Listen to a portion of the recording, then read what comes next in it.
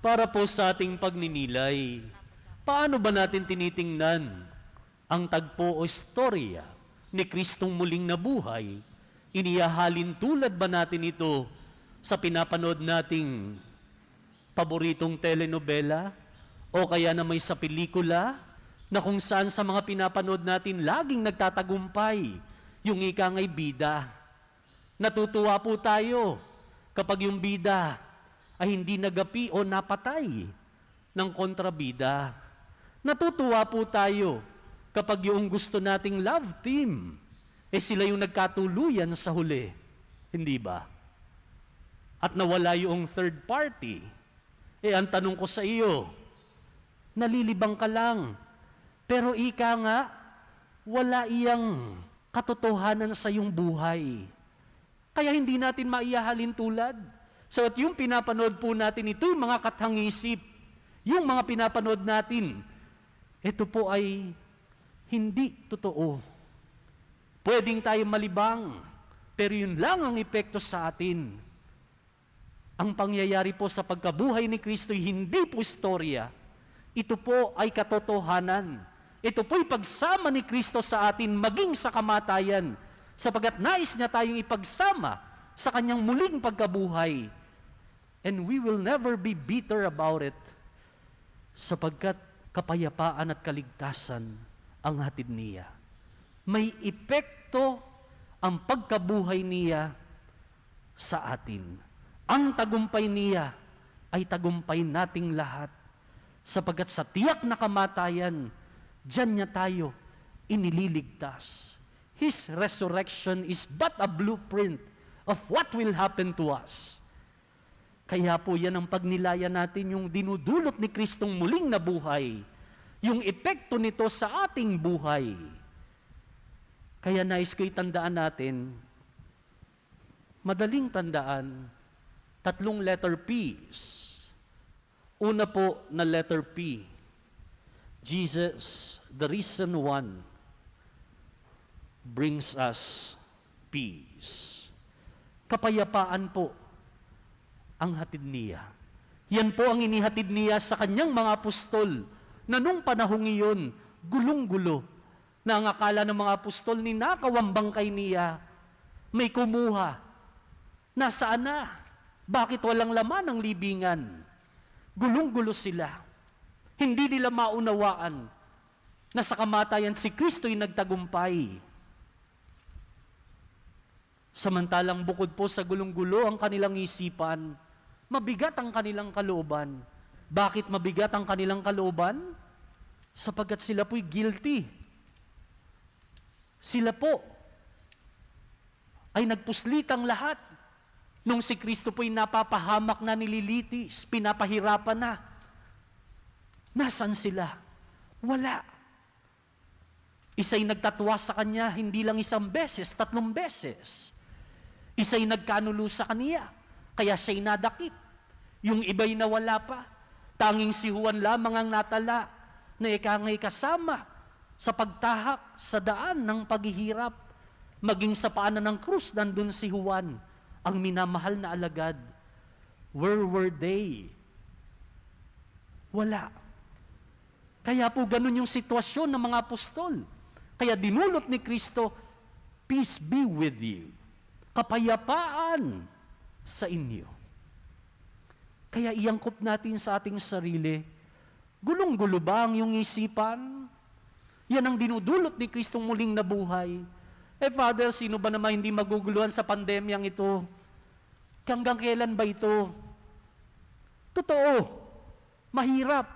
Totoo, pwedeng magdulot ng kaguluhan. Bakit ginugulo mo pa? Magulo ang sitwasyon. Ang gagawin mo, ayusin. Amen? Magulo na nga.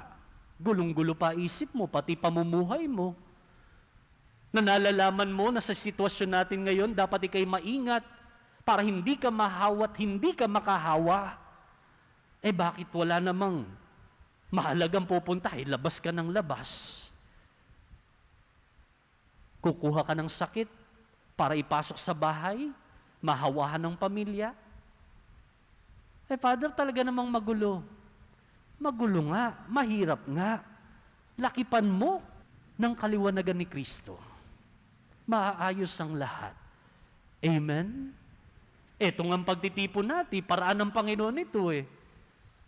Kaya meron technology, o di tayo ngayon natitipon.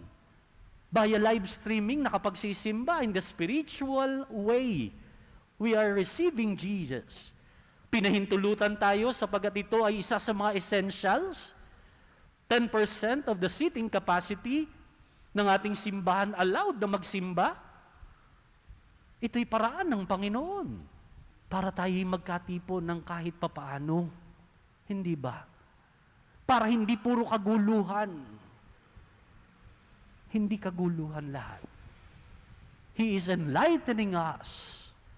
Hindi ba't sa pinagtatrabahuhan mo, there's a way? Hindi ka man lumuwas, hindi ka man pumasok sa opisina. Nandyan ang teknolohiya para ikay mag-work from home.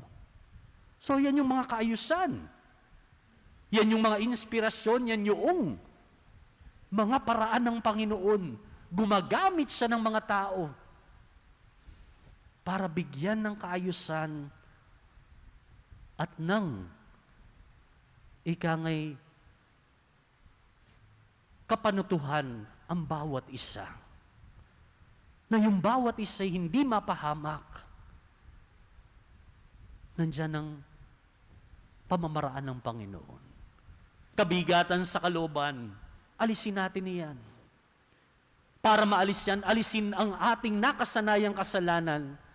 Pagsisinungaling, panluloko, panlalamang sa kapwa, hindi paggalang sa magulang, paninira sa iba, at iba pa.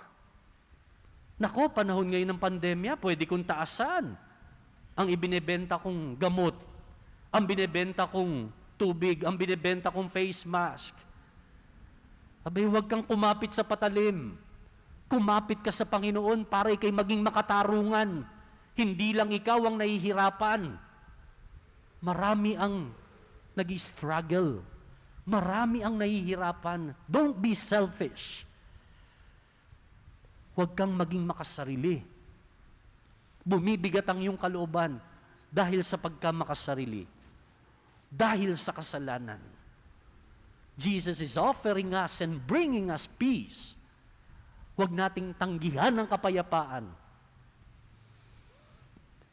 Na yung kapayapaan ay paglaya sa kasalanan at pagkamakasarili. Baka mamaya yung pagkakataon ng pandemya, yung dapat sa tao, ibubulsa mo pa? Ayuda? Wag. Ano ka ba naman? Di ba? At iba pa na pagkakataon para magkasala.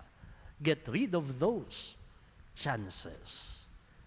Be at peace. A Christian experiences peace from Christ, from the risen Christ.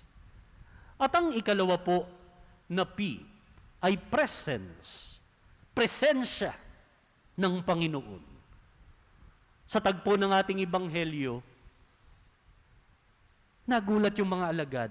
Kala nila multo. Ano ang sabi ni Kristo? Ano't nagugulumihanan kayo? It is I. Ako ito. Pinakilala ni Kristo ang kanyang sarili. Pinakita yung kanyang mga kamay at kanyang mga paa. No po.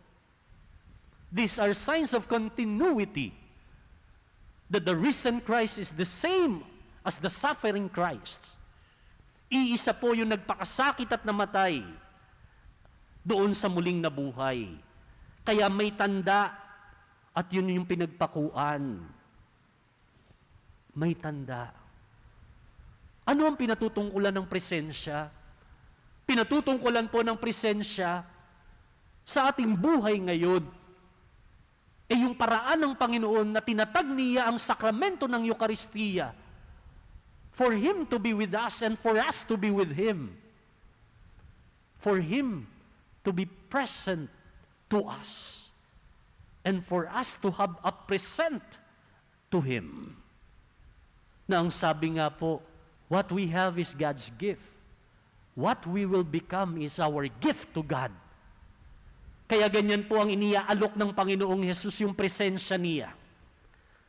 At pag tayo ay nakararanas sa Kanya, tayo naman ang magbabalik sa Kanya ng kaloob. He is being present for us to have a present to Him. Na hindi lang tayo nabubuhay, kung hindi makatuturan ng pamumuhay, buuin natin sa ating isipan na tinatanggap natin si Kristo para sa nandirito sakrament o yung pagtanggap sa Kanya sa sakramento. Para sa ating mga kapatid via live streaming, meron pong spiritual communion. In a spiritual way, we are receiving Jesus. Maging buo nawayan sa ating isip, panghawakan ng ating kalooban. The risen Christ is offering Himself, His presence. May we be present to Him para po magabayan niya ang ating buhay. At ang ikatluti kahuli na letter P is purpose. Ano ang layunin ng Panginoon? Kaya siya'y nagpahayag na siya'y muling nabuhay. Sinabi niyang tuwiran, kayo ang mga saksi sa mga bagay na ito. Kaya ang layunin niya, for the apostles and for us to be witnesses of the risen Jesus, maging tagapagpatotoo ni Jesus na muling nabuhay. Totohanan siya'y muling nabuhay. Yan nga ang larawan sa imahen sa ating harapan. At yan po'y magkakaroon o mabibigyang daan if the risen Christ lives in our lives. Let us give flesh to the risen Christ. Mabuhay nawa siya sa ating pamumuhay. Pag tayo'y mapagbigay, si Kristong muling nabuhay, nasa ating pag-iral.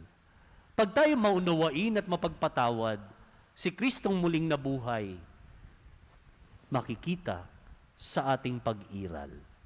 Pag tayo mapagbigay, mapagmahal, si Kristong muling nabuhay, nakikita sa ating pag-iral. That is bearing witness to the risen Jesus. Mga kapatid, ito yung pinapagnilay sa atin at naisa'y mailakip sa ating pag-iral. Totohanan na si Kristo'y muling nabuhay at ito hindi sa ganang Kanya, kung hindi sa atin, may epekto ang Kanyang pagkabuhay sa ating pamumuhay. Because He is offering His peace, His presence, and the purpose of our lives. Na maging layunin nawa ng buhay na ito to spread the good news of salvation. Amen.